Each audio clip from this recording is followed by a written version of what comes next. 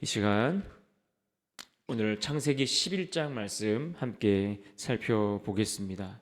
창세기 11장 하면 굉장히 유명한 장입니다. 물론 창세기의 여러 장들이 유명한 말씀들이 많이 있지만 굉장히 유명한 사건이 오늘 11장에 등장합니다. 이 사건을 우리는 흔히 바벨탑 사건이다 이렇게 부르고 있습니다. 온 인류에게, 오늘 우리들에게 언어의 불편함과 고통을 안겨다 주게 된 아주 그 유명한 사건입니다. 자주 생각합니다. 이 사건이 아니었다면 우리도, 우리의 자녀들도 지금보다 조금 더 행복한 삶을 살고 누리지 않았을까라는 생각을 이 본문을 볼 때마다 생각나게 하는 그러한 말씀이죠.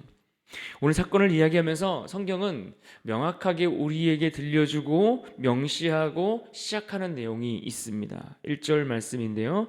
1절에 이렇게 말씀합니다. 온 땅의 언어가 하나요, 말이 하나였더라.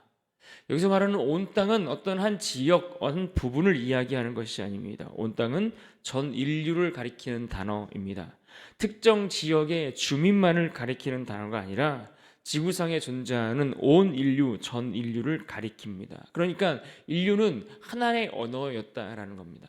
인류가 시작될 때에 온 인류는 하나의 언어를 사용했고 하나의 민족, 하나의 한 민족이었다라는 것을 이야기해 주면서 시작하는 겁니다. 그렇게 언어가 하나였는데, 하나의 언어를 사용했는데 이제 11장이 전개되는 이 사건을 통해서 바로 그 언어가 오늘날과 같이 나뉘어지고 흩어지게 되고 혼잡하게 되는 이러한 불행한 사태가 벌어지게 되었다라는 이야기를 우리에게 말씀해 주고 그것들을 밝히려고 하는 겁니다. 자, 그렇다면 11장의 사건은 누구로부터 시작되었을까요? 과연 이 사건을 주도한 사람들이 누구일까 하는 겁니다.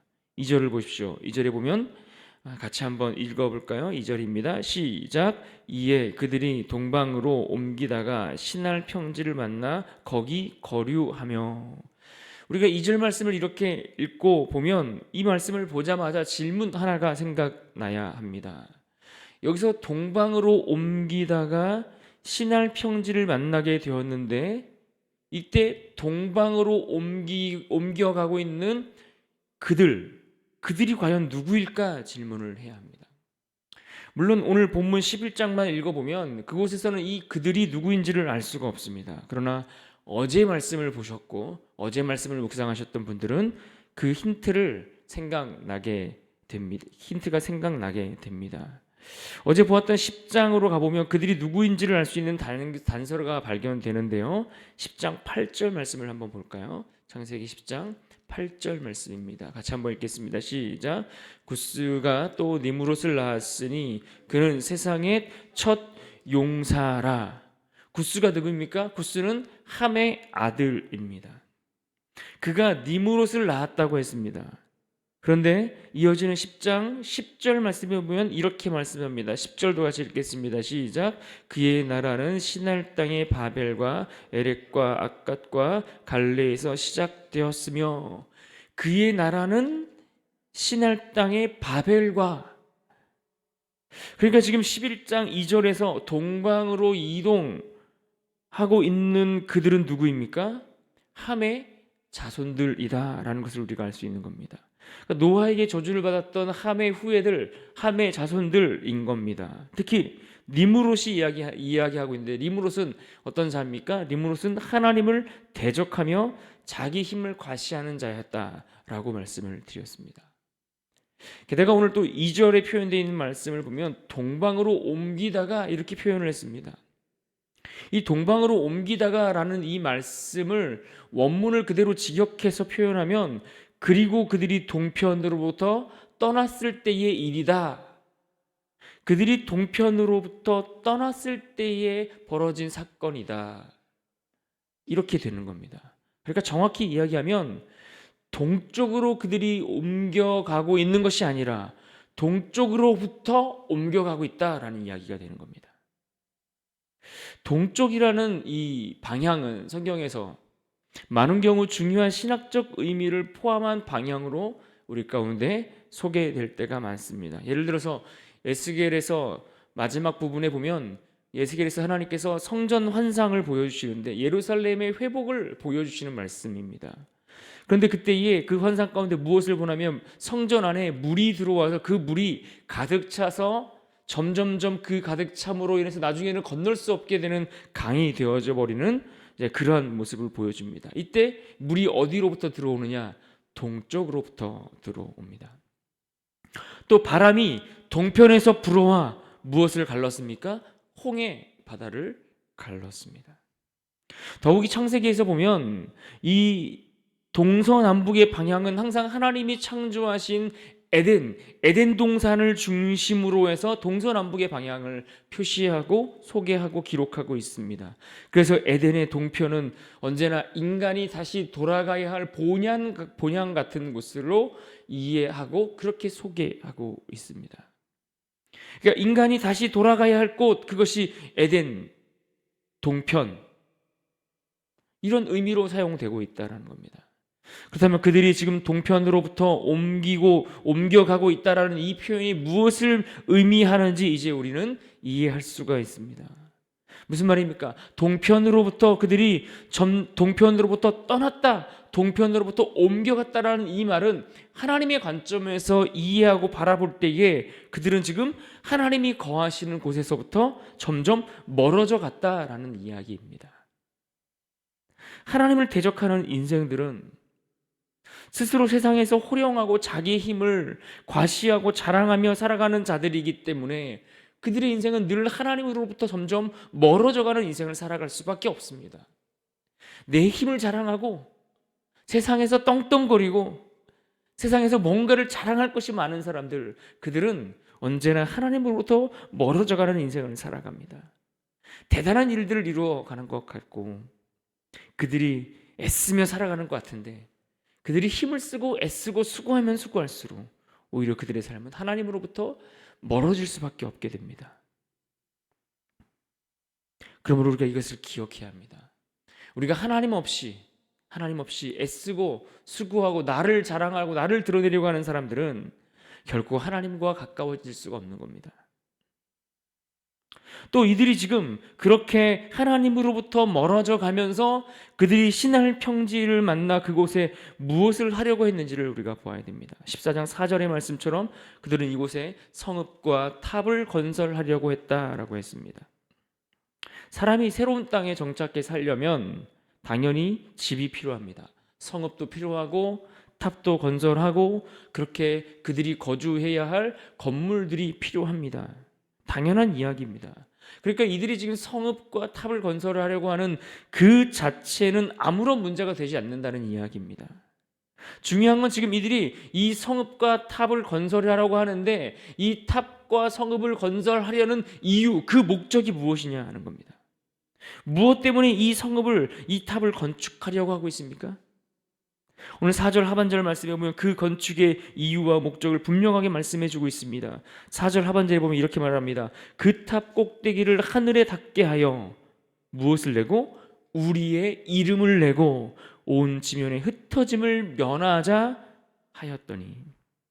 그러니까 지금 하나님을 대적하고 자기의 힘을 과시하고 자랑하며 살아가는 그들이 우리가 똘똘 뭉쳐서 우리 힘을 제대로 한번 보여주자, 하늘 꼭대기까지 이 탑을 쌓아서 우리가 얼마나 대단한 존재인지, 우리가 얼마나 대단한 사람인지 하늘에 닿도록 이 탑을 한번 쌓아보자, 우리의 힘을 과시해보자, 이러는 겁니다.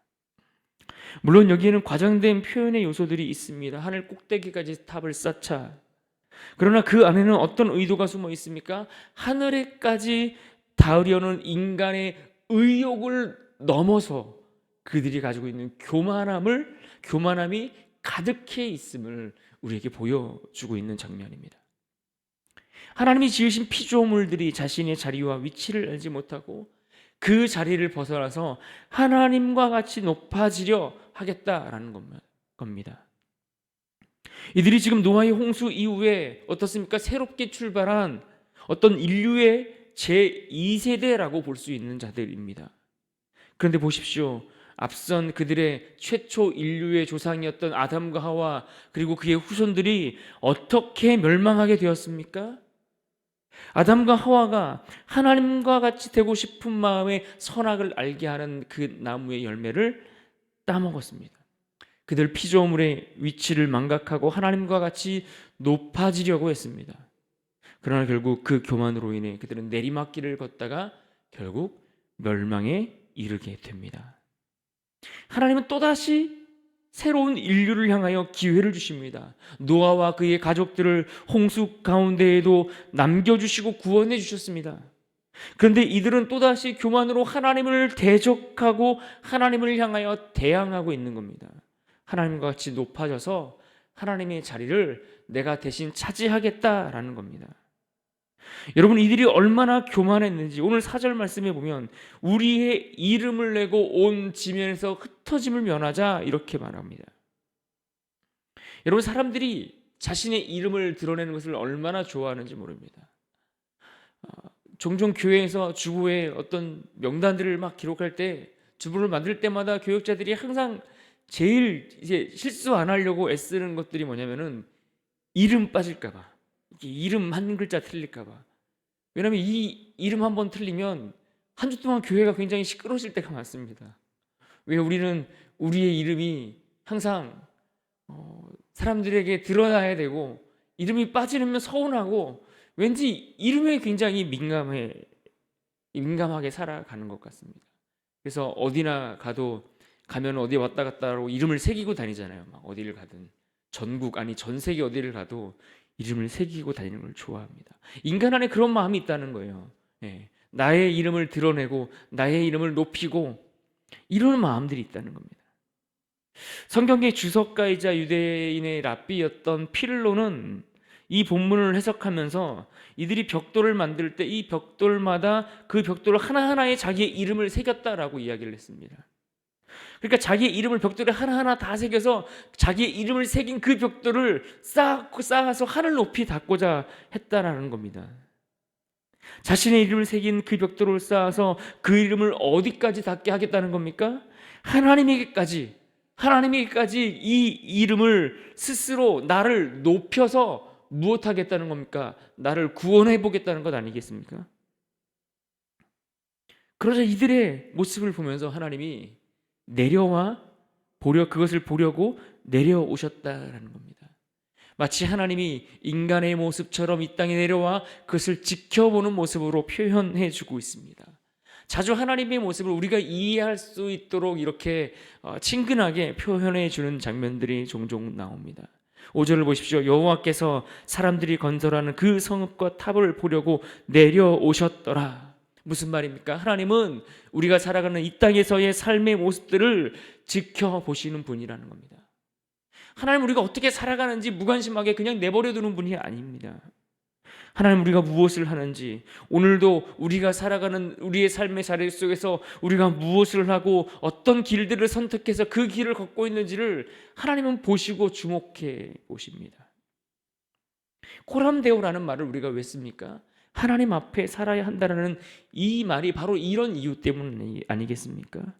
나를 감찰하시고 나를 지켜보시는 하나님 앞에 내가 정직하게 살아야 된다는 겁니다. 하나님이 나를 지켜보시는데 하나님이 보실 때 내가 바른 길을 가야 한다는 겁니다. 하나님이 보시는 그 앞에 살아가면서 죄짓지 않도록 힘써야 한다는 겁니다. 결국 하나로 똘똘 뭉쳐서 우리가 힘을 과시해서 우리가 흩어짐을 면하자라고 했던 그들이 어떻게 됩니까? 언어가 혼잡해지면서 아예 그들과 소통 자체가 어려워집니다. 그러니까 그들이 하나로 똘똘 뭉치는 것 자체가 힘들어지게 되지 않았습니까? 언어로 인해 뭉쳐서 힘을 과시하려고 했던 그 일이 실패하게 되고 결국 그 일로 그들은 온 지면에 흩어지게 되었다라고 말씀해 줍니다. 왜 그렇습니까? 하나님이 그들을 흩으셨기 때문입니다. 7절을 보십시오. 자, 우리가 내려가서 거기서 그들의 언어를 혼잡하게 하여 그들이 서로 알아듣지 못하게 하자 하시고, 8절에 여호와께서 거기서 그들을 온 지면에 흩으셨으므로, 또 9절 하반절 말씀입니다. 여호와께서 거기서 그들은 온 지면에 흩으셨더라. 하나님 앞에 높아지려는 자는 결국 낮아지게 됩니다. 스스로 나를 높이고 스스로 나를 드러내고 나를 자랑하려 하는 자, 그들을 하나님께서 그냥 내버려 두지 않으십니다. 하나님은 반드시 그들을 낮추십니다. 스스로 높아지려는 사람은 낮아질 수밖에 없습니다. 왜요? 하나님이 그들을 흩으시기 때문입니다.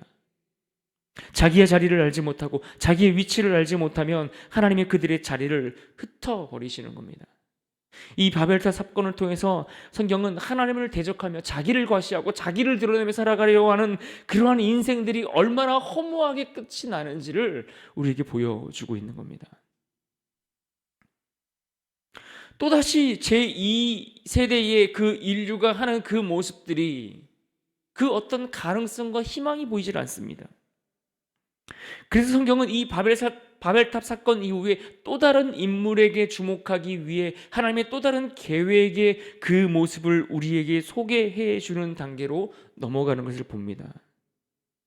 하나님 없이 스스로 높아지려는 자들의 그러한 인간의 교만을 멸하시고 이제는 하나님의 말씀에 소망을 두고 하나님의 말씀을 따라 살아가려고 하는 그러한 한 인생을 찾아서 그 인생을 통해 하나님께서 또 새로운 일을 우리 가운데 펼쳐가려고 하시는 겁니다.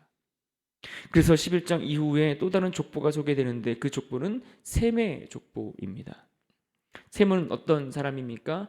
노아의 아들인데 노아로부터 하나님이 누구의 하나님인가? 셈의 여호와 하나님이라는 그 축복을 받았던 인물입니다.